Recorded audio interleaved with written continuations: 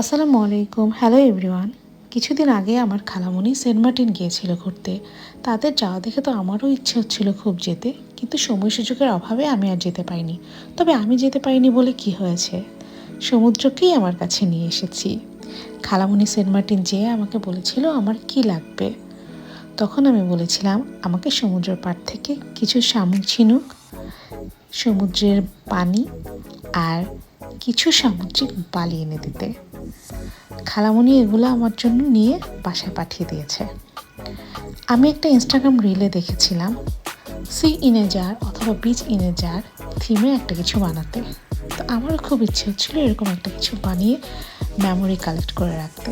যেহেতু আমি যেতে পারিনি, কিন্তু আমার খালামণি আমাকে ঠিকই এনে দিয়েছে।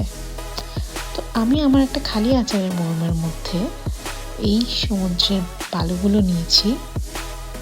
এখন এটার মধ্যে আমি কিছুটা সমুদ্রের পানি দিয়ে দেব। যদিও পানিটা মিশে ঘোলা হয়ে গিয়েছে, এখন আমি কিছুক্ষণ রাখার পরে একদম পরিষ্কার পানি বের হয়েছে, বালুগুলো সব নিচে জমে গিয়েছে। এখন আমি খালামণির এনে দেওয়া সেই শামুক ঝিনুক থেকে সুন্দর সুন্দর কিছু শামুক ঝিনুক, প্রবাল এগুলো আলাদা করে নিয়েছি, যেগুলো আমি এই জারটার মধ্যে দিব। তো একটার পর একটা শামুক ঝিনুক প্রবাল আমি এই জারের ভেতর দিয়ে দিচ্ছি। এটার কোনো ধরাবাঁধা নিয়ম নেই, ইচ্ছে মতো ফেলে রাখলেও এগুলো দেখতে খুবই সুন্দর লাগে, কারণ প্রত্যেকটা জিনিসই এমন সুন্দর। আল্লাহর সৃষ্টি সব জিনিসই আলহামদুলিল্লাহ মাশাআল্লাহ অনেক সুন্দর। তো আমি শামুক ঝিনুকগুলো সবগুলো দিয়ে দিলাম। এই তো আমার সবগুলো শামুক ঝিনুক দেওয়া শেষ।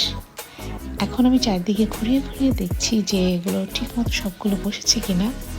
সবগুলো দেখতে অলরেডি এত সুন্দর লাগছিল যে কি বলবো। তারপর আমি এটার যে মুখটা, এই জারের মুখটার মধ্যে একটু কাপড় পেঁচিয়ে এটাকে একটু কালারফুল করে দেওয়ার চেষ্টা করেছি।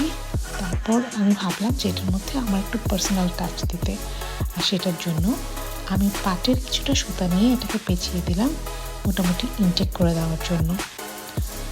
তারপর যেই আমার পার্সোনাল টাচটা আমি দিতে চেয়েছি সেটা হচ্ছে কিছু শামুক ঝিনুক আমি ছিদ্রি করে এই পাটের সুতার মধ্যে বেঁধে আমি জারের মধ্যে ঝুলিয়ে দিয়েছি, যেটা কিনা এই জারটাকে আরও বেশি সুন্দর করে তুলেছে।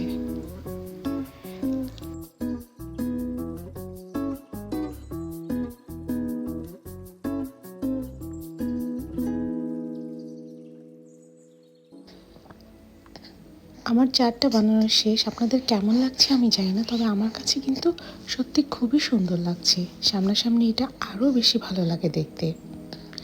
আসলে সমুদ্রের প্রতি আমার একটা আলাদা অবসেশন আছে।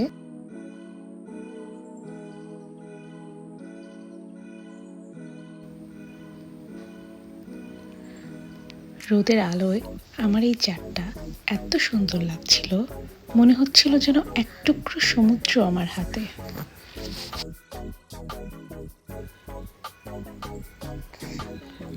আমি আর একটা ছোট্ট বোতলে ঠিক এরকম করেই বানিয়েছি, যেটা আরো বেশি কিউট হয়েছে দেখতে।